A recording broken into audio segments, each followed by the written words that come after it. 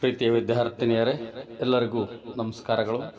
ಪ್ರೀತಿಯ ವಿದ್ಯಾರ್ಥಿನಿಯರೇ, ನಾನೀಗ ಕವಿಚಕ್ರವರ್ತಿ ರನ್ನ ರಚಿಸಿರುವಂತಹ ಗದಾಯುದ್ಧ ಕಾವ್ಯದ ಅಥವಾ ಸಾಹಸ ಭೀಮ ವಿಜಯ ಕಾವ್ಯದ ಭಾಗದ ದುರ್ಯೋಧನ ವಿಲಾಪ 4ನೇ ವಿಡಿಯೋವನ್ನು ನಾನಿಲ್ಲಿ ಹಾಕ್ತಾ ಇದ್ದೀನಿ. ವಿದ್ಯಾರ್ಥಿನಿಯರೇ, ಇದು 10 ಅಂಕದ ಪ್ರಶ್ನೆಗೆ ಭಾಳಷ್ಟು ಉಪಯುಕ್ತವಾಗಿದೆ. ನಾನೀಗ ಹಾಕಿರ್ತಕ್ಕಂಥ ಎಲ್ಲ ವಿಡಿಯೋಗಳನ್ನು ನೀವು ಆಲಿಸಿದ್ದೇ ಆದರೆ ಖಂಡಿತವಾಗಿಯೂ ನಿಮ್ಮ ನೆನಪಿನಲ್ಲಿ ಉಳಿದು ಚೆನ್ನಾಗಿ ಉತ್ತರ ಬರಲಿಕ್ಕೆ ಸಹಾಯಕ ಆಗುತ್ತೆ ಮತ್ತು ಮುಂದಿನ ಎಲ್ಲ ಒಂದು ತಿಳುವಳಿಕೆಗೆ ಈ ವಿಡಿಯೋಗಳು ಭಾಳಷ್ಟು ನಿಮಗೆ ಸಹಾಯಕ ಆಗ್ತವೆ ಅನ್ನುವಂಥ ಒಂದು ಭಾವದಿಂದ ಈ ಒಂದು ವಿಡಿಯೋಗಳನ್ನು ಮಾಡಿ ಹಾಕ್ತಾ ಇದ್ದೀನಿ. ಮತ್ತೊಮ್ಮೆ ನನ್ನ ಈ ಯೂಟ್ಯೂಬ್ ಕ್ಲಾಸಿಗೆ ತಮಗೆಲ್ಲರಿಗೂ ತುಂಬ ಹೃದಯದ ಪ್ರೀತಿಯ ಸ್ವಾಗತವನ್ನು ಕೋರುತ್ತಾ ವಿಡಿಯೋವನ್ನು ಈಗ ಆಲಿಸ್ರಿ ಅಂತ ತಿಳ್ಕೊಂಡು ಮತ್ತೊಮ್ಮೆ ಸ್ವಾಗತ. ನೋಡ್ರಿ, ಈ ರೀತಿಯಾಗಿ ದುರ್ಯೋಧನ ತನ್ನ ಮಗನ ಶವವನ್ನು ಕಂಡು ಹೇಳ್ತಾ ವಚನ ಎಂದಲ್ಲಿ ಎಂದು ಅಲ್ಲಿ ಅಂದರೆ ಅಲ್ಲಿ ನಿಲ್ಲಲಾಗದ ಪ್ರದೇಶದ ತಳರ್ದು ಆ ಪ್ರದೇಶವನ್ನು ಬಿಟ್ಟು ಅಂದರೆ ಆ ತನ್ನ ಮಗ ಶವ ನೋಡಿ ಅಲ್ಲಿ ನಿಲ್ಲೋದಕ್ಕೆ ಆಗ್ತಾಯಿಲ್ಲ, ಅವನಿಗೆ ದುಃಖ ತಡೆಯೋದಕ್ಕೆ ಆಗ್ತಾಯಿಲ್ಲ. ಹಂಗೆ ಸ್ವಲ್ಪ ಮುಂದಕ್ಕೆ ಬಂದ. ಅದಾದ ಮೇಲೆ ಮದವಾದರಿ ಹಸ್ತಿ ಮಸ್ತಕ ವಿಧುರಂ ಭಯ ವಿಧುರನನ್ಯ ಬಾಣ ಚಿರುದಿಂ ಮದಪತ್ಯ ನಿರ್ವಿಶೇಷಂ ಮದವದ್ದೋರ್ಲಲಿತ ನೆತ್ತಣಂ ಋಷಶೇನಂ. ಇದಾದ ಮೇಲೆ ಋಷಶೇಣನ ಶವವನ್ನು ನೋಡ್ತಾನೆ ದುರ್ಯೋಧನ. ಋಷಶೇಣ ಯಾರು? ಕರ್ಣನ ಮಗ. ನೋಡ್ರಿ ಹೆಂಗೈತಿ, ತನ್ನ ಆತ್ಮೀಯ ತನ್ನ ಜೀವ ಆಗಿರ್ತಕ್ಕಂಥ ಕರ್ಣ ಗೆಳೆಯ ಅವನ ಮಗನ ಶವವನ್ನು ಕಾಣ್ತಾನೆ. ನೋಡ್ರಿ ಎಂಥ ಬಾಳೆ ಬದುಕಬೇಕಾದವ್ರು ಅವರೆಲ್ಲ. ಅಭಿಮನ್ಯು, ಲಕ್ಷಣ ಕುಮಾರ, ಋಷಶೇಣ, ಇನ್ನು ಸಣ್ಣ ಹುಡುಗರು ಇವರೆಲ್ಲ ಬಾಳೆ ಬದುಕಬೇಕಾದವರು. ಶತ್ರುವಿನ ಮಗನನ್ನು ಕಂಡು ದುಃಖಿತನಾಗಿ, ತನ್ನ ಮಗನನ್ನು ಕಂಡು ದುಃಖಿತನಾಗಿ ಈಗ ಗೆಳೆಯನ ಮಗನ ಶವವನ್ನು ಕಾಣ್ತಾನೆ ದುರ್ಯೋಧನ. ಮದವರಿ ಹಸ್ತಿ ಅಂದರೆ ಆನೆ. ಮದಿಸಿದ ಆನೆಗಳನ್ನು ಸೆದೆಬಡಿಯುವಂತಹ ಶಕ್ತಿ ಇರತಕ್ಕಂತಹ, ಪರಾಕ್ರಮಿಯಾಗಿರ್ತಕ್ಕಂತಹ, ಶತ್ರುಗಳನ್ನು ವಧಿಸುವಂಥ ಸಾಮರ್ಥ್ಯ ಇರತಕ್ಕಂಥ ಆ ಋಷಶೇನ ಶತ್ರುಗಳ ಬಾಣಕ್ಕೆ ಬಲಿಯಾಗಿ ಆ ಕುರುಕ್ಷೇತ್ರದಲ್ಲಿ ರಣರಂಗದಲ್ಲಿ ಶವವಾಗಿ ಬಿದ್ದಿದ್ದನ್ನು ಯಾರು ಕಾಣ್ತಾರೆ? ದುರ್ಯೋಧನ ಕಾಣ್ತಾನೆ. ಮದಿಸಿದ ಮಸ್ತಕಗಳಿಂದ ಕೂಡಿರ್ತಕ್ಕಂಥ ಮದಿಸಿದ ಆನೆಯನ್ನು ಸೆದೆಬಡಿಯುವಂಥ ಸಾಮರ್ಥ್ಯ ಇರತಕ್ಕಂಥವನು ಋಷಶೇಣ, ಸಾಮಾನ್ಯದವನಲ್ಲ. ಅಂಥ ಋಷಶೇಣನನ್ನು ಶತ್ರುಗಳು ಬಿಟ್ಟ ಬಾಣಗಳಿಂದ ಜರ್ಜರಿತನಾಗಿ ವೈರಿಗಳು ಅಂದರೆ ಪಾಂಡವರ ಕಡೆಯ ಸೈನ್ಯ ಋಷಶೇನನನ್ನು ಯುದ್ಧದಲ್ಲಿ ಸೋಲಿಸಿತ್ತು. ಯುದ್ಧ ಅಂದಮೇಲೆ ಸಾವು ನೋವು ಸಹಜ, ಮತ್ತು ಏನು ಮಾಡೋಕ್ಕಾಗಲ್ಲ ಅದಕ್ಕೆ. ಶತ್ರುಗಳ ಬಿಟ್ಟ ಬಾಣಗಳು ಬರುತ್ತಿದ್ದು ಇನ್ನೊಂದು ಏನು ಗೊತ್ತಾ, ಅವನು ಎಂಥ ಪರಾಕ್ರಮಿಯಾಗಿದ್ದಂತಂದರೆ ಋಷಶೇಣ ಅದ್ಭುತವಾದ ಪರಾಕ್ರಮ. ಮದಿಸಿದ ಆನೆಗಳನ್ನೇ ಸೆದೆಬಡಿಯುವಂಥ ಶಕ್ತಿ ಸಾಮರ್ಥ್ಯ ಇರ್ತಕ್ಕಂಥ ಋಷಶೇಣ. ಆಮೇಲೆ ಶತ್ರುಗಳೇನಾದರೂ ಬಾಣ ಬಿಟ್ಟರೆ ಆ ಬಾಣ ಬರೋದು ಮಾರ್ಗ ಮಧ್ಯದಲ್ಲೇ ಬಾಣ ಬಿಟ್ಟು ತುಂಡು ಮಾಡ್ತಕ್ಕಂಥವನಿದ್ದವನು ಋಷಶೇಣ. ಅಂಥ ಪರಾಕ್ರಮ. ಬಾಣ ಬರ್ತಾ ಇರುತ್ತಲ್ಲ, ಅದು ಇನ್ನೂ ಅವ್ನು ಬಂದು ಮುಟ್ಟಂಗಿಲ್ಲ, ಅರ್ಧದವರೆಗೆ ಅದನ್ನಲ್ಲೇ ಹೊಡೆದು ಹಾಕಿಬಿಡ್ತಿದ್ದ, ಅದನ್ನು ತುಂಡು ಮಾಡಿಬಿಡ್ತಿದ್ದ. ಅಂಥ ಪರಾಕ್ರಮ, ಅಂಥ ಚಾಣಾಕ್ಷ. ಅಂಥವನನ್ನೂ ಕೂಡ ರಣರಂಗ ನುಂಗಿ ನೀರು ಕುಡಿದು ಬಿಟ್ಟೈತೆ. ಯುದ್ಧ ಭೂಮಿ ಅಂದ್ರೆ ಹಂಗೆ, ಅದಕ್ಕೆ ದಯೆ ಕರುಣೆ ಇವೆಲ್ಲವೂ ಇರೋದಿಲ್ಲ. ಯಾಕಂದರೆ ಯುದ್ಧ ಅಂದ್ರೇನು? ಸಾವು, ರಕ್ತ. ಸತ್ತವ್ರು ಸೋಲ್ತಾರೆ, ಯಾರು ಉಳಿತಾರೆ ಅವ್ರು ಗೆಲ್ತಾರೆ. ಅದು ಯುದ್ಧದ ನಿಯಮ ಅಷ್ಟೇ, ಮತ್ತೇನು ಮಾಡೋಕ್ಕಾಗೋದಿಲ್ಲ. ಆ ಬಾಣಗಳನ್ನು ತುಂಡು ಮಾಡಿ ಬಿಸಾಕುವಂಥ, ಕತ್ತರಿಸಿ ಬಿಸಾಕುವಂಥ ಪರಾಕ್ರಮಿಯಾಗಿರ್ತಕ್ಕಂಥ ಋಷಸೇನನನ್ನು ನೋಡಿ ಅವನಿಗೆ ಮತ್ತೂ ದುಃಖ ಆಗ್ತದೆ ಪಾಪ. ಕರ್ಣನ ಬಗ್ಗೆ ಮುಂದೆ ಬರುತ್ತೆ ಇದ್ರೊಳಗಡೆ.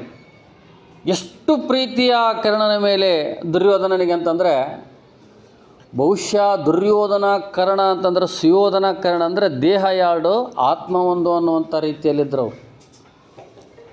ಅಂಥ ಕರ್ಣನ ಮಗ ಸತ್ತು ಬಿದ್ದಾನಂದರೆ ಅವನಿಗೆ ತನ್ನ ಮಗ ಬೇರೆ ಅಲ್ಲ, ಸ್ನೇಹಿತನ ಮಗ ಬೇರೆ ಅಲ್ಲ. ಕೊನೆಗೆ ಕಣ್ಣೀರನ್ನು ಸುರಿಸಿ ಪ್ರಲಾಪವನ್ನು ಅನುಭವಿಸಿ ದುಃಖವನ್ನು ತೋಡಿಕೊಂಡು ಮಾತು ಹೇಳ್ತಾನಲ್ಲಿ ನೋಡ್ರಿ, ಎಂಥ ಮಾತಂದ್ರೆ ಅದು, ಗುಣಿಗಳ ತ್ರಿಲೋಕ ಚೂಡಾಮಣಿಗಳ ಕೈಲಾಸ ಶೈಲ ಕಲ್ಟರ್ ಸುಭಟಾಗ್ರಣಿಗಳ್ ಪೊಣರಲ್ ನೆರೆದೆನ್ನೆಯ ಕಾರಣದಿಂದಿ ನೃಪ ಸುತ್ತರ್ಕಳ್ಳಳ್ ಕಾಡಿದರಿ.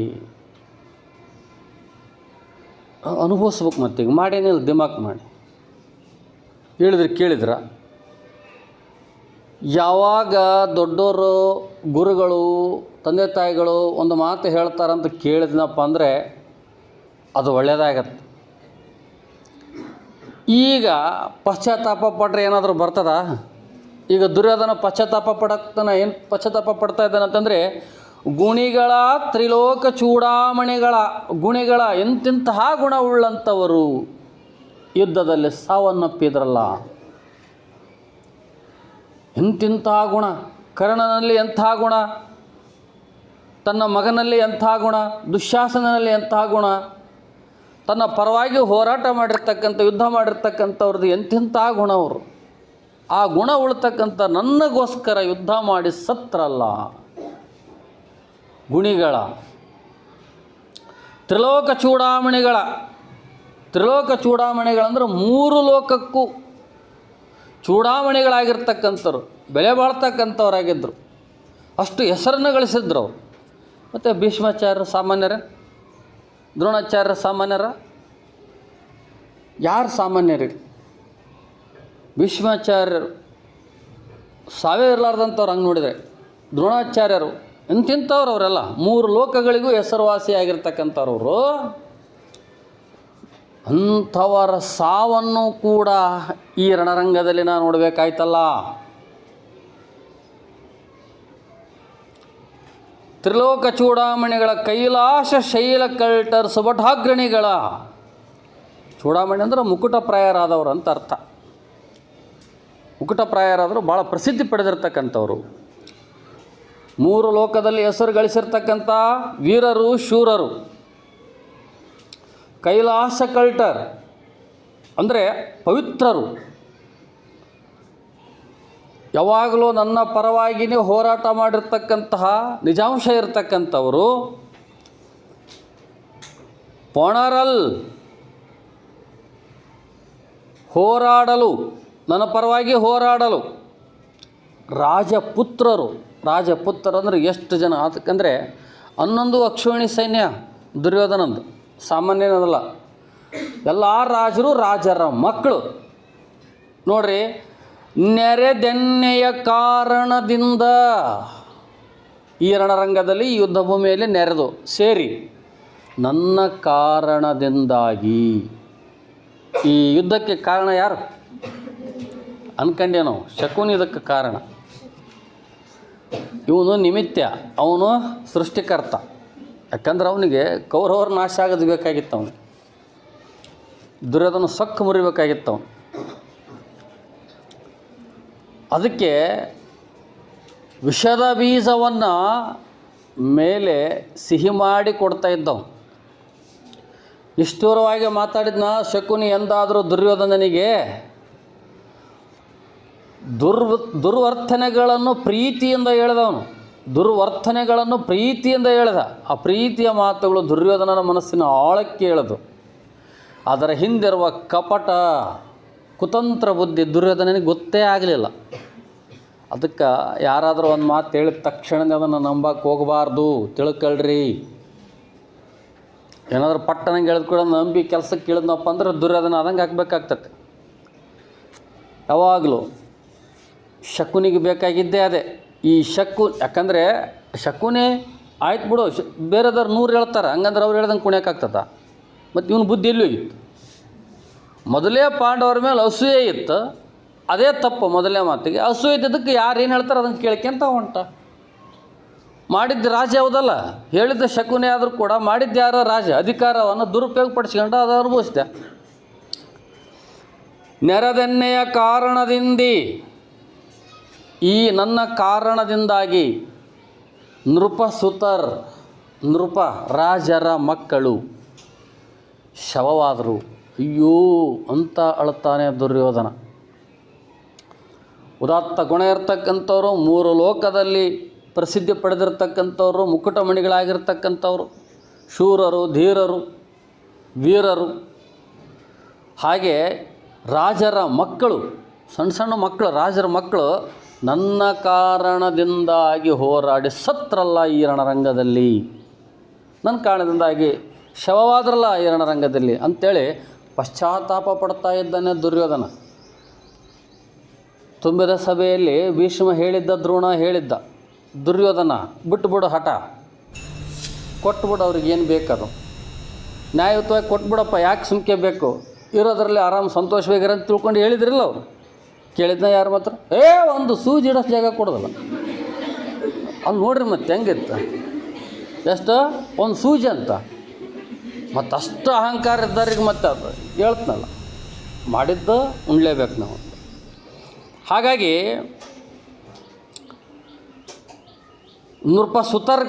ನೃಪಸುತರ್ ಅಂದರೆ ರಾಜರ ಮಕ್ಕಳು ಕೂಡ ಹತರಾದರಲ್ಲ, ಸತ್ತು ಹೋದ್ರಲ್ಲ, ಯಾರೊಬ್ಬರು ಉಳಿಲಿಲ್ಲಲ್ಲ. ನೋಡ್ರಿ ಕೊನೆಗೆ ಉಳ್ದನೊಬ್ಬನೇ, ಇವನೊಬ್ಬನೇ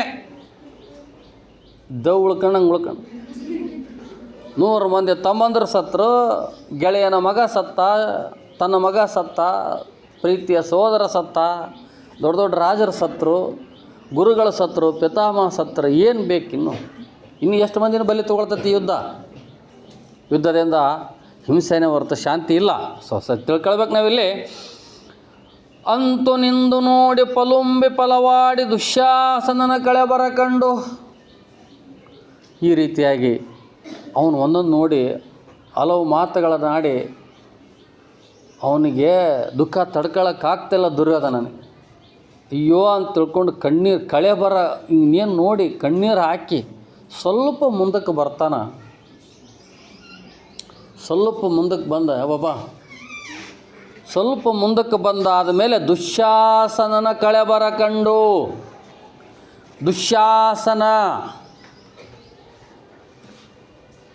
ದುಶ್ಯಾಸನನ ಶವವನ್ನು ಕಂಡು, ದುಶ್ಯಾಸನನ ಹೆಣವನ್ನು ಕಂಡು ದುರ್ಯೋಧನನ ಹೃದಯ ಛಿದ್ರಾಗಿ ಹೋಗಿಬಿಡ್ತೈತೆ. ನೋಡ್ರಿ ಎಂತಿಂಥ ಮಾತು ಹೇಳ್ತಾನೆ ದುರ್ಯೋಧನ. ಈಗ ತಮ್ಮನ ಶವವನ್ನು ಕಂಡು, ನಿಜ ಜೀವಂ ಪರಲೋಕದೋಳ್ ನಿಜ ಮಹಾಂಸಮಂ ಪಿಶಾಚ ದಾಸ್ಯದೋಳ್ ನಿಜ ರಕ್ತಂ ರಿಪು ಕಕ್ಷಿಯೋಳ್ ನಿಜ ಶಿರಂ ನಕ್ತರಂಚರಿ ಹಸ್ತದೋಳ್ ನಿಜ ಕಾಯಂ ಕುರುಭೂಮಿಯೋಳ್ ನೆಲಸೆ ಗಾಂಧಾರಿಜ ದುರ್ಯೋಧನಾನು ನಿಜ ದುಶ್ಯಾಸನ ಭೀಮ ಗದೆಯಂ ಪಂಚತ್ವಮಂ ಪೂರ್ದಿದೈ.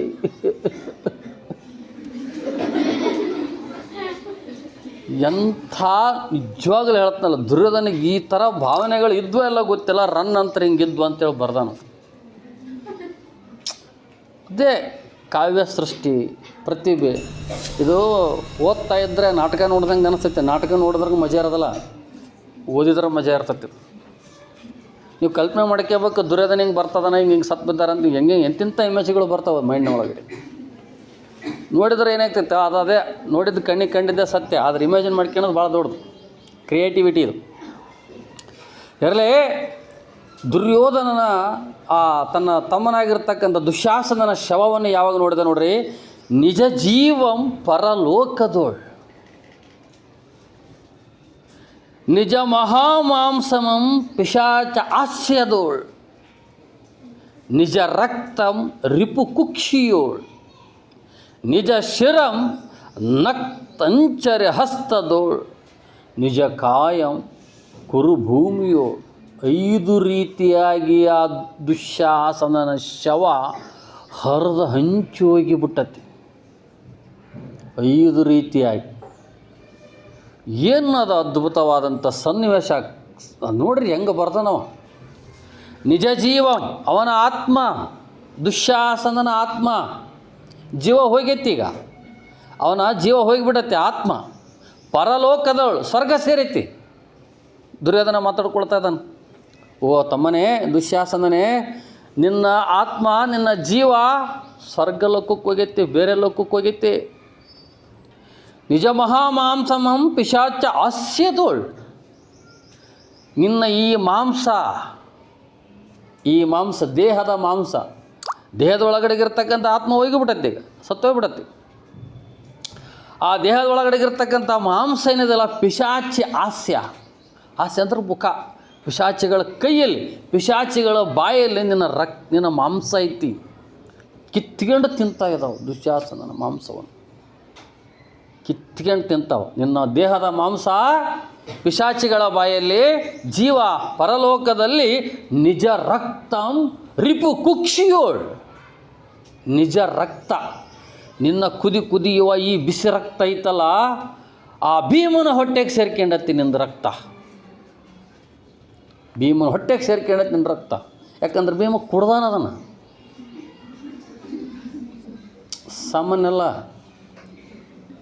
ಸಾಮಾನ್ಯಲ್ಲ.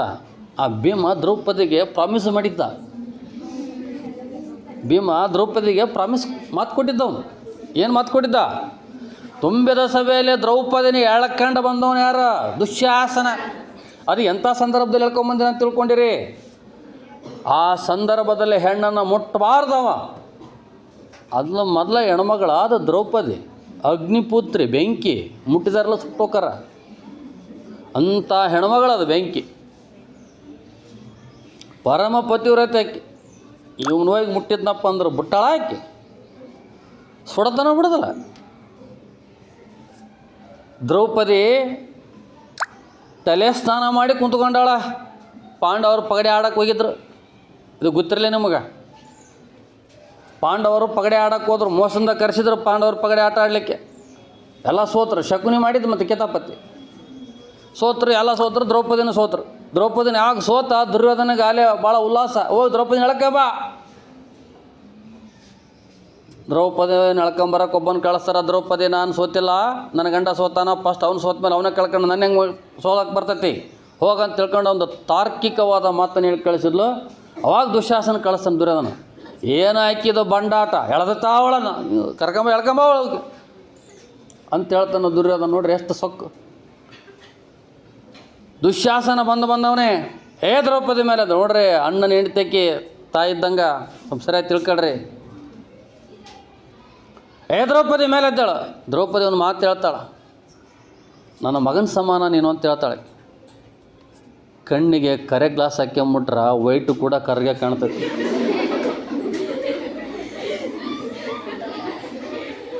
ಇವ್ರಿಗೆ ಮದ ಅನ್ನೋದು ಸೇರ್ಕೊಂಬಿಟ್ಟಿತ್ತು ನೋಡ್ರಿ. ಸೊಕ್ಕು, ದ್ವೇಷ, ಅಸೂಯೆ ಸೇರ್ಕೊಂಬಿಟ್ಟಿತ್ತಲ್ಲ. ಆ ದ್ರೌಪದಿ ಎಂಥ ಪ್ರೀತಿ ಮಾತಾಡಿದ್ರೂ ಅದು ಪಾಸಿಟಿವ್ ಆಗಿ ವರ್ಕ್ ಮಾಡೋಂಗಿಲ್ಲ. ದ್ರೌಪದಿ ಹೇಳ್ತಾಳೆ, ಮಗನೇ ದುಶ್ಯಾಸನ, ನಾನೀಗ ತಲೆ ಸ್ನಾನ ಮಾಡಿನ ಅಂತ ಹೇಳ್ತಾಳಕ್ಕೆ. ತಲೆ ಸ್ನಾನ ಮಾಡೋದಂತ ಯಾಕೆ ನಿಮ್ಗೆ ಗೊತ್ತಿರುತ್ತೆ, ನಾನು ಹೇಳೋದು ಅವಶ್ಯಕತೆ ಇಲ್ಲ ಅನ್ಕೊಂಡೆ. 5 ದಿನ ಅವಳನ್ನ ಯಾರು ಮುಟ್ಟಬಾರ್ದು, ಅವಳು ಕೂಡ ಅವ್ನು ಮುಟ್ಟಂಗಿಲ್ಲ. ಹಂಗಂದ್ರೆ ಏನು ಅನ್ಬೇಕು ಅವ್ನು ದುಶ್ಯಾಸನ?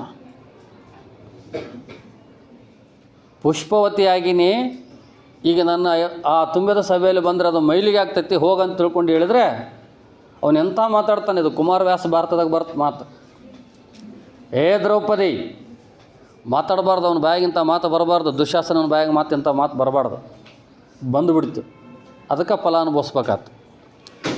ದ್ರೌಪದಿ, ನೀನು ಪುಷ್ಪವತಿ ಅಂದ್ರೆ ಅದೇನು ಮಾಸಿಕ ಚಕ್ರ ಇರುತ್ತಲ್ಲ, ಅದು ಬಂದಾಗ ಪುಷ್ಪವತಿ ಅಂದ್ರೆ ಶಬ್ದ ಅದು ಬಳಸೆ ನಾನು ಕುಮಾರವ್ಯಾಸ. ನೀನು ಇಲ್ಲಿ ಪುಷ್ಪವತಿ ಆದರೆ ಏನಾಯಿತು, ನಡೆಯಲ್ಲಿ ಅಣ್ಣ ರಾಜ ಚಕ್ರವರ್ತಿ ಕರಿತಾ ಇದ್ದಾನೆ, ಅಲ್ಲಿ ಫಲವತಿ ಆಗುವಂತಾನೆ. ಈ ಮಾತು ಕೇಳಿ ದ್ರೌಪದಿಗೆ ಹೆಂಗಾಗಬಾರ್ದು. ಆದರೂ ಆಕಿ ಸಮಾಧಾನವಾಗಿದ್ಲು.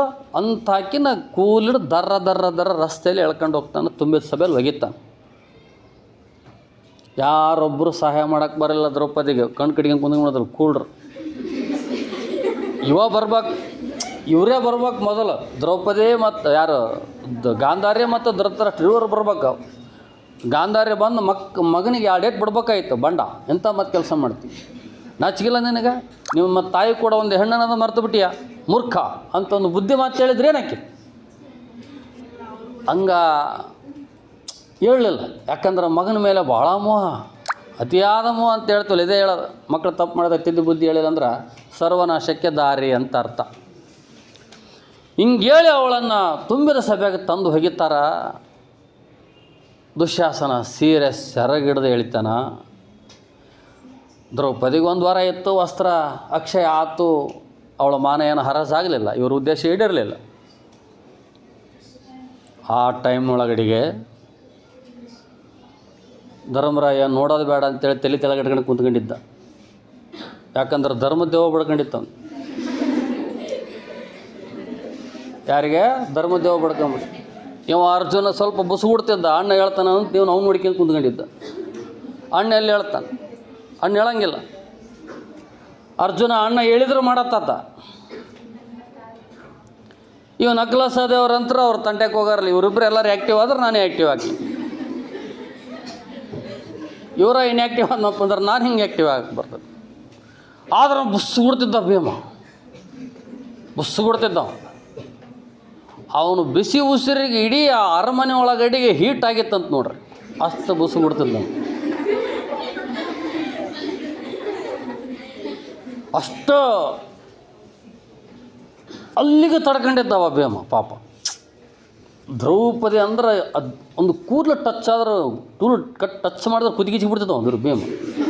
ಅಂಥ ಭೀಮ ಮತ್ತು ಪಾಪ ದ್ರೌಪದಿ ಅಂದ್ರೆ ಅಷ್ಟು ಲವ್ ಪಾಪ, ಅಷ್ಟು ಪ್ರೀತಿ. ಯಾವಾಗ ಅಲ್ಲಿಗೆ ತಡ್ಕೊಂಡಿದ್ದವ ಭೀಮ. ಅಣ್ಣನ ಮಾತಿಗೆ ಹೋಗಬಾರ್ದಲ್ಲ, ಅಣ್ಣನೇ ತಲೆ ಕುಂತ್ಕೊಂಡು ನಮ್ದರೆ ಏನೈತಿ ಸುಮ್ಮನೆ ಕುಂತ್ಕೊಂಡಿದ್ದವ. ಸೀರೆ ಸೆರಗ ಎಳ್ದ ಅವನ ಕೈಲಾಗಲಿಲ್ಲ. ಲಾಸ್ಟಿಗೆ ದಮ್ಮತ್ತಿ ಕತ್ತಿ ಕೆಳಗೆ ಬಿದ್ದವ ದುಶ್ಯಾಸನ. ಯಾವಾಗ ದುರ್ಯೋಧನ ಆ ದ್ರೌಪದಿಗೆ ತೊಡಿ ತಟ್ಟಿದ ನೋಡ್ರಪ್ಪ, ಅವಾಗ ಬಿ ಪಿ ಎದ್ಬಿಡ್ತು ಭೀಮಗೆ.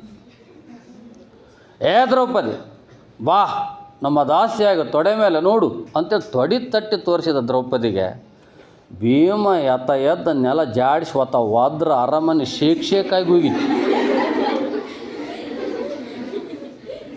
ಅವು ಗಾಂಧಾರಿ ಧೃತರಾಷ್ಟ್ರ ಕಾಣ್ತಿದ್ದಲ್ಲ, ಎಲ್ಲಿ ಬಿಡ್ತೀವಿ ಅಂತೇಳಿ ಅರಮನೆಗಳು ಕಂಬ ಗಡಿಗಿಡ್ಕೊಂಡು ಕುಂತ್ಕೊಂಡಿತ್ತು.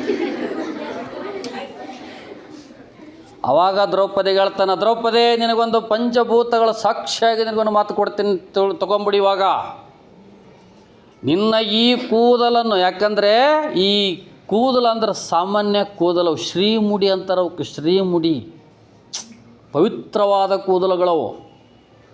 ಅಂಥ ಕೂದಲುಗಳನ್ನು ಈ ನೀಚ ದುಶ್ಯಾಸನ, ದ್ರೌಪದಿ ನಾನು ನಿನ್ನ ಮಾತು ಕೊಡ್ತೇನೆ, ನಿನ್ನ ಈ ಶ್ರೀಮುಡಿಯನ್ನು ಮುಟ್ಟಿದ ಈ ದುಶ್ಯಾಸನನ ಉದರವನ್ನು ಸೀಳಿ ನಿನ್ನ ಕೂದಲನ್ನು ಅವನ ರಕ್ತದಾಗ ತೊಯಿಸಿ ಹಲ್ಲಿಂದ ತೆಗೆದು ತಲೆ ಬಾಚಿ ಕಳ್ಳು ಕಿತ್ತಿ ಮಲ್ಲಿಗೆ ಆಗಿ ಹೂವಾಗಿ ಮುಡಿಯಿದ್ದರೆ ನನ್ನನ್ನು ಭೀಮಸೇನ ಅಂತಾನೆ ಕರೆಯಕ್ಕೆ ಹೋಗಬೇಡ ಅಂತ ಹೇಳ್ತಾನೆ ದ್ರೌಪದಿ. ಅದಿನ್ನು ಯಾವಾಗೈತಾನ ಅದು ಸೀನು. ಆದರೂ ಯಾರಿಗೆ ದ್ರೌಪದಿಗೆ ಮಾತು ಕೊಡ್ತಾ. ಯಾರು ಮಾತು ಕೊಟ್ರ? ನನ್ನ ಹೆಸರು ಕರಿಬೇಡ ನೀನು. ಏನು ರೋಷ ಅಲ್ಲಿದ್ದಾರೆ ನೋಡ್ರಿ. ಏಸೆ ಕುಂತನ ದುರ್ಯೋಧನ ದುಶ್ಯಾಸನ ಬೆವರು ಬರ್ಲಿಕ್ಕೆ ಸ್ಟಾರ್ಟ್ ಆಗ್ತೈತಿ. ಏನು ಹೇಳ್ದೀವ ಭೀಮ ಆ ಕಳ್ಳು ಕಿತ್ತಿ ಮಲ್ಲಿಗೆ ಅವನು ಅದನ್ನು ಕೀಳನೆ ಬೆವರಕ್ಸು ಅಲ್ಲೇ ಸತ್ತಂಗವ. ದುಶ್ಯಾಸನ ಅಲ್ಲೇ ಔಟ್ ಸತ್ತ, ಸುಮ್ಕೆ ಬದುಕೇನು ಅಷ್ಟೇ ಈಗ. ಆ ಸೀನ್ ಯಾವಾಗ ಬರ್ತಂತೆ ಕಾಯ್ಕೊಂಡು ಕುಂತ್ಕೊಂಡ ನಮ್ಮ ಆಟ. ಆಯ್ತು, ದ್ರೌಪದಿಗೆ ಮಾತು ಕೊಟ್ಟಿದ್ದ. ದ್ರೌಪದಿಗೆ ಮಾತು ಕೊಟ್ಟಿದ್ದ 13 ವರ್ಷದ ಮೇಲೆ ಬಂದತ್ತಿ ಈಗ ಸೀನ್. 12 ವರ್ಷ ವನವಾಸ, 1 ವರ್ಷ ಅಜ್ಞಾತವಾಸ ಬಂತು. ಸೀನ್ ಬಂತು. ದುಶ್ಯಾಸನ ಸಿಕ್ಕ ನೋಡ್ರಿ ಭೀಮಗ. ಬಾ ಬಾ ಅಂತ ಹೇಳಿ ಗದ ತಗೊಂಡು ಬಿಡ್ತಂದ್ರೆ ತಲೆನ ಚಟ್ನಿಯಾಗಿ ಹೋಗಿತ್ತು. ತಿಳಿತಾ? ಸತ್ತ ದುಶ್ಯಾಸನ ಸತ್ತ ಮೇಲೆ ದ್ರೌಪದಿನ ಹೋಗಿ ಕರ್ರಕಂಡ ಬರ್ತಾನವ, ರಕ್ತ ಕುಡಿದು ಬಿಟ್ಟಿದ್ದವ ಭೀಮ. ಆ ಅವನು ಹೇಳಿದ್ದ, ಇವನು ರಕ್ತ ಕುಡಿದಿದ್ದಪ್ಪ ಅಂದ್ರೆ ನಾನು ಯಾಕೆ ಕೊಟ್ಟಿರ್ಬೇಕು. ರಕ್ತ ಕುಡಿದು ದ್ರೌಪದಿನ ಕರ್ಕೊಂಬರ್ದ, ದ್ರೌಪದಿ ಬಾ ಇಲ್ಲಿ, ನಾನು ನಿನಗೆ ಒಂದು ಸಪ್ಪನ ಟೈಮ್ ಮಾತು ಕೊಟ್ಟಿದ್ದೆ, ನಾನು ಬಾಯಲ್ಲಿ ಅಂತ ಕರ್ಕೊಂಬಂದು ಅದು ಒಟ್ಟಿ ಎಲ್ಲ ಹಿಂಗೆ ಸೀಳಿ ಒಂಥರ ಡಬ್ರಿ ಮಾಡಿದಂಗೆ ಮಾಡಿ ರಕ್ತ ಎಲ್ಲ ಅದ್ರಾಗ ಹಾಕಿ ಅವಳು ಕೂದಲನ್ನು ಅದ್ರಾಗ ಎದ್ದೆ ಆ ರಕ್ತ ತೊಗೊಂಡು ಹಿಂಗೆ ತಲೆಗಾಸ್ತಾನಕ್ಕೆ. ದ್ರೌಪದಿನ ಆಗ್ತಾಳೆ, ಭಲೆ ಭೀಮ ಭಲೆ. ಭೀಮ ಅಂದ್ರೆ ಭೀಮ, ಶಾಬಾಷ್, ಕೊಟ್ಟ ಮಾತು ಉಳಿಸ್ಕೊಂಬಿಟ್ಟೆ.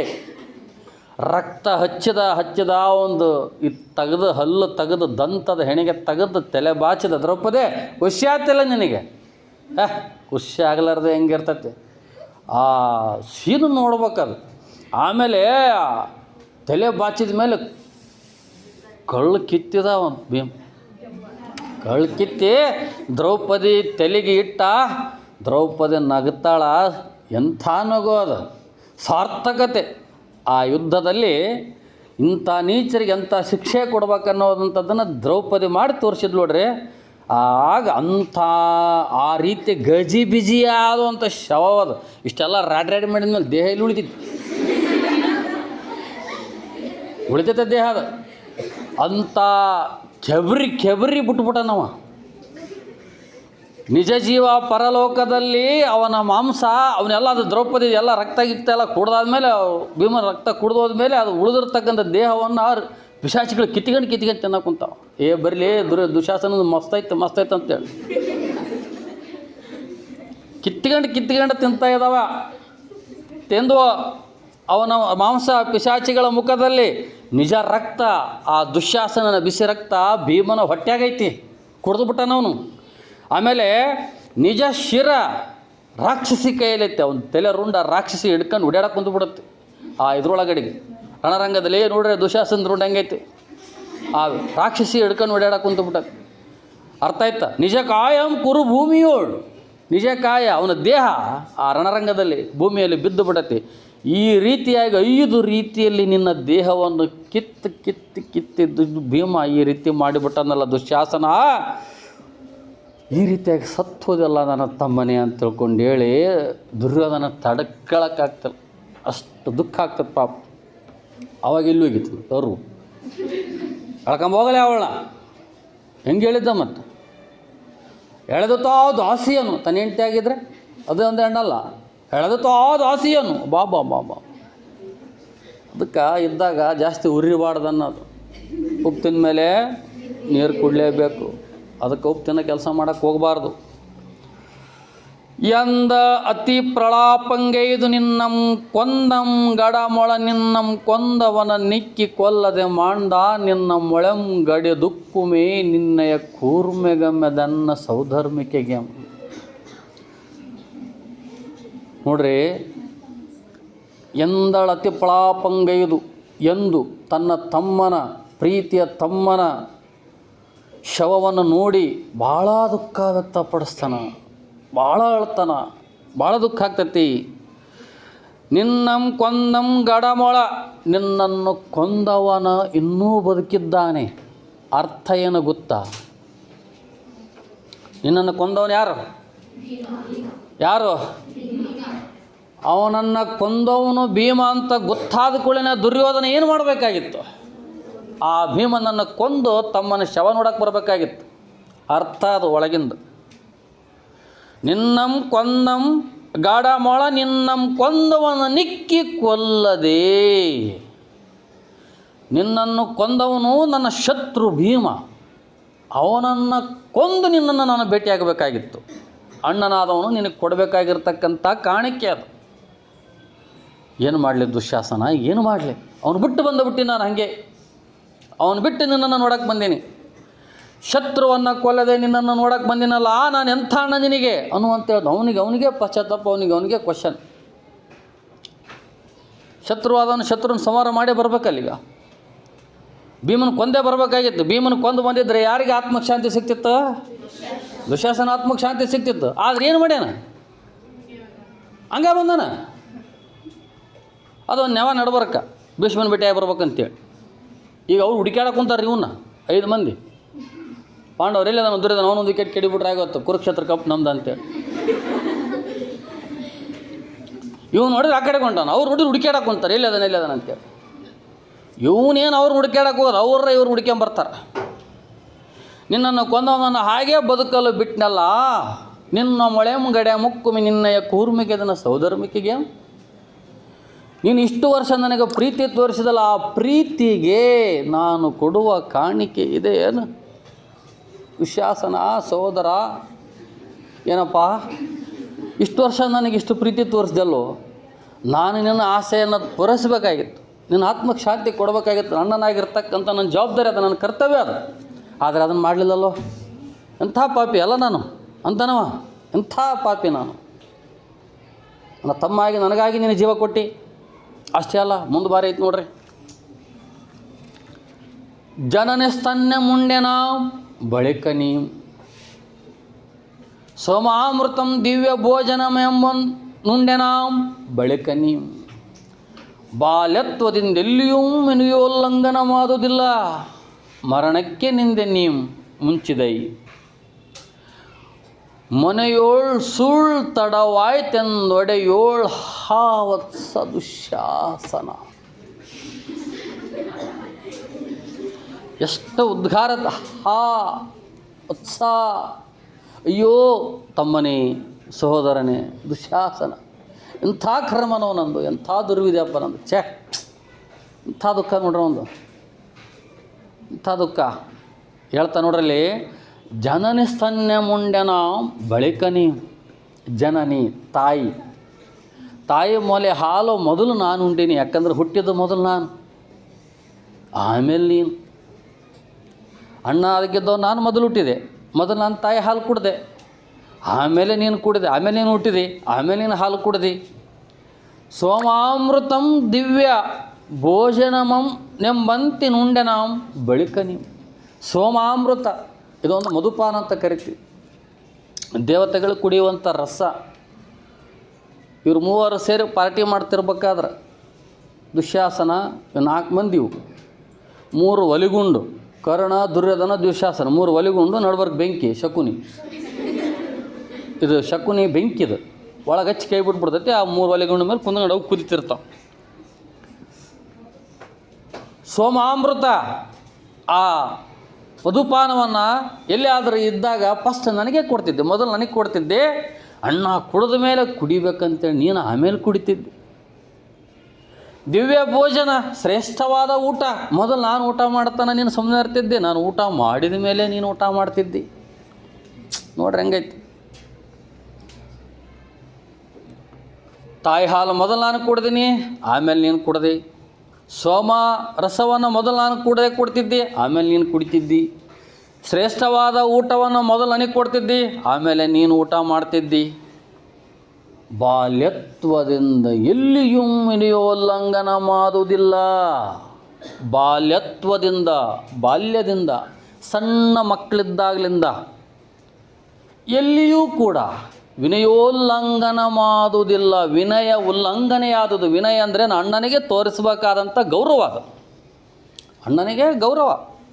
ಮೊದಲು ದೊಡ್ಡವರಪ್ಪ, ಆಮೇಲೆ ನಾವು, ಮೊದಲು ಅಣ್ಣ ಆಮೇಲೆ ನಾನು, ಈ ಥರ ಬಾಲ್ಯದಿಂದ ಇಲ್ಲಿಯವರೆಗೆ ಎಲ್ಲಿಯೂ ಕೂಡ ವಿನಯೋಲ್ಲಂಘನ ಮಾಡಿದಿಲ್ಲ. ಅಣ್ಣ ಬಂದಿರ್ತಾನೆ, ಹೋದ್ರಾಗಿರ್ತಾನೆ. ಫಸ್ಟ್ ನಾವು ಊಟ ಮಾಡೋಣ, ಆಮೇಲೆ ಅಣ್ಣ ಕೊಡೋಣ ಅಂತಿದ್ದಿಲ್ಲ.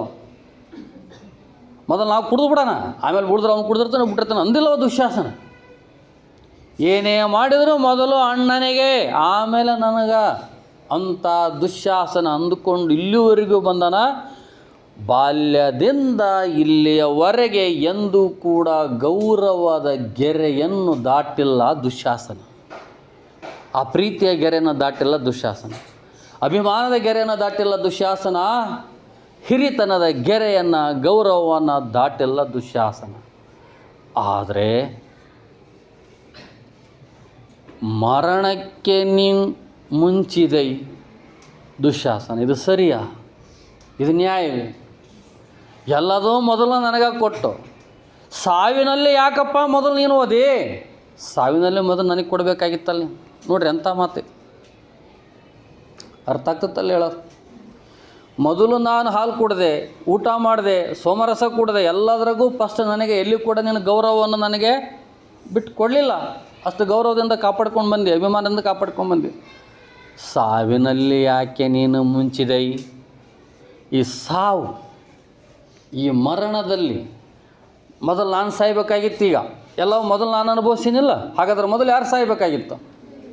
ಮೊದಲು ಯಾರು ಸಾಯಬೇಕು? ದುರ್ಯೋಧನ ಸಾಯ್ಬೇಕಾಗಿತ್ತು.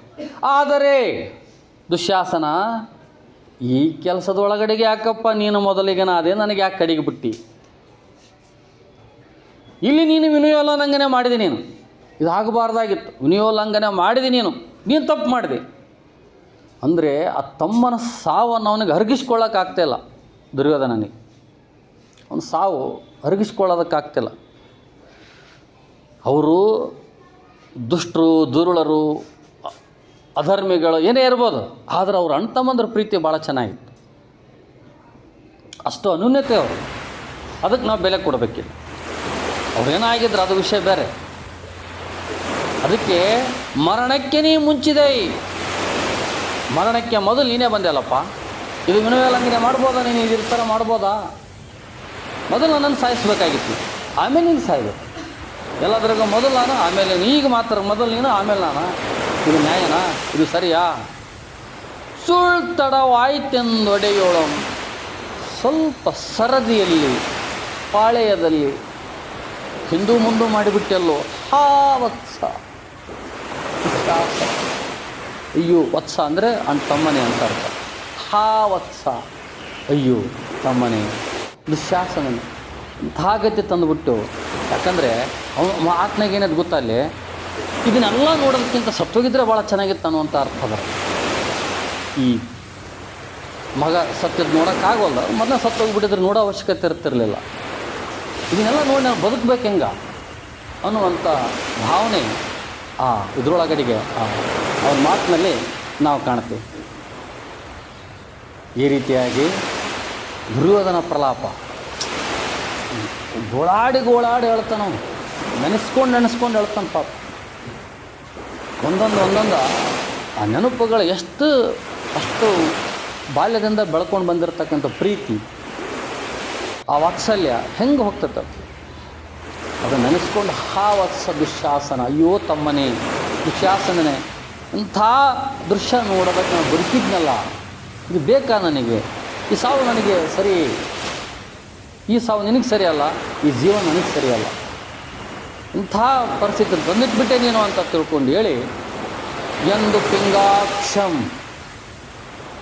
ಈ ರೀತಿಯಾಗಿ ದುರ್ಯೋಧನನು ಕೋಪಾರುಣೀಕೃತ ನೇತ್ರವಾಗಿ ಕೋಪಾರುಣಿ ಕೆಂಪು ಕಣ್ಣು ಮಾಡ್ಯಾನ ಅವನು ಭೀಮನ ಮೇಲೆ ದುರ್ಯೋಧನ. ದುಶ್ಯಾಸನನ್ನು ಭೀಮ ಕೊಂದಿರುವ ದೃಶ್ಯ ಅದನ್ನು ನೋಡಿದ್ರೆ ಗೊತ್ತಾ, ಶವ ನೋಡಿದ್ರೆ ಗೊತ್ತಾಗುತ್ತೆ ಹೆಂಗೆ ಕೊಂದಿರ್ಬೋದು ಅಂತೇಳಿ. ಗಿಜಿ ಮಾಡಿಬಿಟ್ಟಾನ, ಗಿಜಿ ಮಾಡಿ ಹಾಕಿಬಿಟ್ಟಾನ. ಅಂದ್ರೆ ಅವನು ಅಷ್ಟು ಗಿಜಿ ಮಾಡ್ಬೇಕಂದ್ರೆ ಅವನಿಗೆ ಸಿಟ್ಟಿರ್ಬೇಕು ದುಶ್ಯಾಸನ.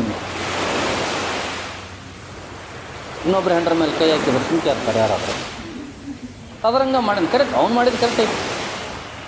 ಇವ್ರಿಗೆ ಅದು ಹೊರಬೇಕಾಗಿತ್ತು. ಪರಸ್ತ್ರೀ ಮೇಲೆ ನಾವು ತಪ್ಪು ಮಾಡಿದ್ದು ಅದಕ್ಕೆ ಮಾಡ್ಯಾನ ಅಂತ ಅನ್ಕೋಬೇಕಾಗಿತ್ತು. ಅದು ಮಾಡಿದ ತಪ್ಪ ಈಗ ಅವ್ರಿಗೆ ಅನುಭವ ಹಾಕೊಂಡಿತ್ತು, ಪಶ್ಚಾತ್ತಾಪ ಹಾಕೊಂಡು. ಈ ರೀತಿಯಾಗಿ ಒಟ್ಟಾರೆಯಾಗಿ ದುಶ್ಯಾಸನನ ಶವನ ನೋಡಿದಾಗ ಈ ಥರ ಎಲ್ಲ ಭಾವನೆಗಳು ಬಂದು ದುಃಖವನ್ನು ವ್ಯಕ್ತಪಡಿಸಿ ಪ್ರಲಾಪವನ್ನು ಮಾಡಿ ಕೋಪಾರುಣೀಕೃತನಾಗಿ, ಅರುಣಿ ಅಂದರೆ ಕೆಂಪು ಅಂತ ಅರ್ಥ.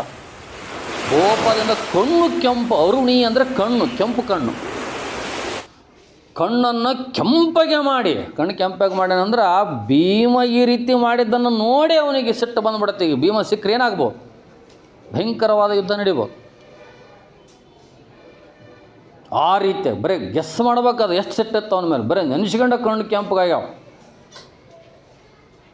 ಕೋಪಾರುಣೀಕೃತ ನೇತ್ರನಾಗಿ ತನ್ನ ತಮ್ಮನ ಕಳೆಬರಂ ನೋಡಲಾರದ ಅಲ್ಲಿಂದ ತಳೋದು. ಕಣ್ಣು ಕೆಂಪಗೆ ಮಾಡ್ಕೊಂಡು ಭೀಮನ ಮೇಲೆ ಸಿಟ್ಟಿಗೆದ್ದು ಏನೂ ಮಾಡೋಕ್ಕಾಗಲಾರದ ಪರಿಸ್ಥಿತಿಯಲ್ಲಿ ದುರ್ಯೋಧನ ಅಸಹಾಯಕರಾಗಿ ನಿಂತ್ಕೊಂಡಾನ. ಯಾಕಂದ್ರೆ ಈಗ ಅವನು ಎಲ್ಲಿ ಬಿಟ್ಟೆ ಹಾಕೊಂಟಾನ, ಭೀಷ್ಮಾಚಾರ್ಯನ ಬಿಟ್ಟೆ ಹಾಕೊಂಟಾನ. ಹೋಗೋ ಹೊತ್ನಾಗ ಇಷ್ಟು ಬಂದಾವ, ಇನ್ನು ಮುಂದದಾವ. ಅವನು ಅಲ್ಲಿಂದ ತಮ್ಮನ ಕಳೆಯ ಬರ ಅಂದರೆ ಹೆಣ, ಶವ ನೋಡೋಕ್ಕಾಗವಲ್ದು ಅವನ ಕೈಲೇ, ದುರ್ಯೋಧನನ ಕೈಲೇ. ಆ ರೀತಿ ಬಿದ್ದರೆ ಹೆಣ ಯಾರು ನೋಡ್ತಾರೆ? ಮುಖ ಅನ್ನೋದು ಗುರ್ತಿಸಲಾರ್ದಂಗೆ ಆಗಿ ಹೋಗಿಬಿಡತ್ತೆ, ಹೊಟ್ಟೆ ಅನ್ನೋದು ಗೊತ್ತಿಲ್ಲಾರ್ದಂಗೆ ಆಗಿ ಹೋಗಿಬಿಟ್ಟತ್ತೆ. ಎಲ್ಲೆಲ್ಲಿ ಅವನು ಕಳ್ಳು ಬಿದ್ದ ಹುಡುಕ್ಯಾಡೋದಕ್ಕೆ ಕಷ್ಟ ಆಯಿತು. ಆ ರೀತಿ ಭೀಕರವಾಗಿ ಕೊಂದಾಕಿಬಿಟ್ಟ ನಮ್ಮ ಭೀಮ. ದ್ರೌಪದಿ ಮಾತು ಕೊಟ್ಟಿದ್ದ, ಮಾತು ಉಳಿಸ್ಕೊಂಡ. ಮತ್ತೆ ಆ ರೀತಿಯಾಗಿ ಅವನ ಹೆಣ ನೋಡೋಕ್ಕಾಗಲಾರ್ದವನು, ಶವ ನೋಡೋಕ್ಕಾಗಲಾರ್ದನೆ ಅಲ್ಲಿಂದ ಬಿಟ್ಟ. ದುರ್ಯೋಧನ ತಡ್ಕೊಳಕ್ಕಾಗಲಿಲ್ಲ, ಕಣ್ಣೀರು ಸುರಿಸ್ದ. ಮುಂದಕ್ಕೆ ಕೊಂಟ ಮೇಲೆ ಮುಂದೇನಾಗುತ್ತೆ ನೋಡ್ರಿ. ಕರಿತುರಗ ನರ ಕಳೆ ಬರ ಕರಾಳ ರಣರಂಗದಲ್ಲಿ ಬರವರೆ ಕಂಡಂ ನರಕರ ವಿಮುಕ್ತ ಶರ ಜರ್ಜರಿತಾಂಗ ನಂಗರಾಜನಂ ಕುರುರಾಜ. ಇದಂತರೂ ಹೃದಯ ಹೊಡೆದು ಛಿದ್ರ ಹೇಳಬಾರ್ದು. ಈಗ ಅವನ ಕಣ್ಣಿಗೆ ಯಾರು ಬೀಳ್ತಾರಂದ್ರೆ ಅಂಗರಾಜ ಅಂದರೆ ಕರ್ಣ ಅಂತ ಅರ್ಥ. ಅಂಗರಾಜ ಅಂದರೆ ಯಾರು? ಕರ್ಣ. ಯಾಕಂದರೆ ಕರ್ಣ ಸೂತ ಜಾತಿಯನ್ನು ತಿಳ್ಕೊಂಡು ಎಲ್ಲರೂ ಅಪಮಾನ ಮಾಡಿದಾಗ ಕರ್ಣನಿಗೆ ಪಟ್ಟ ಕಟ್ಟುತ್ತಾನೆ ದುರ್ಯೋಧನ. ಕರ್ಣನಿಗೆ ಪಟ್ಟ ಕಟ್ಟಿ ಅವನನ್ನು ರಾಜನನ್ನಾಗಿ ಮಾಡಿದ್ದಕ್ಕೆ ಕರ್ಣ ಅವತ್ತ ಡಿಸೈಡ್ ಮಾಡ್ತಾನೆ, ಮನಸ್ಸಿನ ಒಳಗಡೆ ಸಂಕಲ್ಪ ಮಾಡ್ತಾನೆ. ದುರ್ಯೋಧನ, ನಾನು ಬದುಕಿದ್ರು ನಿನಗೋಸ್ಕರ, ಸತ್ರು ನಿನಗೋಸ್ಕರ. ಎರಡೇ ಮಾತು. ನಾನು ಬದುಕಿದ್ರು ನಿನಗೋಸ್ಕರ, ಸತ್ರು ನಿನಗೋಸ್ಕರ. ಯಾಕಂದರೆ ಅಲ್ಲಿ ಟೆಸ್ಟ್ ಕಂಡಕ್ಟ್ ಮಾಡ್ತಿರ್ತಾರೆ ದ್ರೋಣಾಚಾರ್ಯ.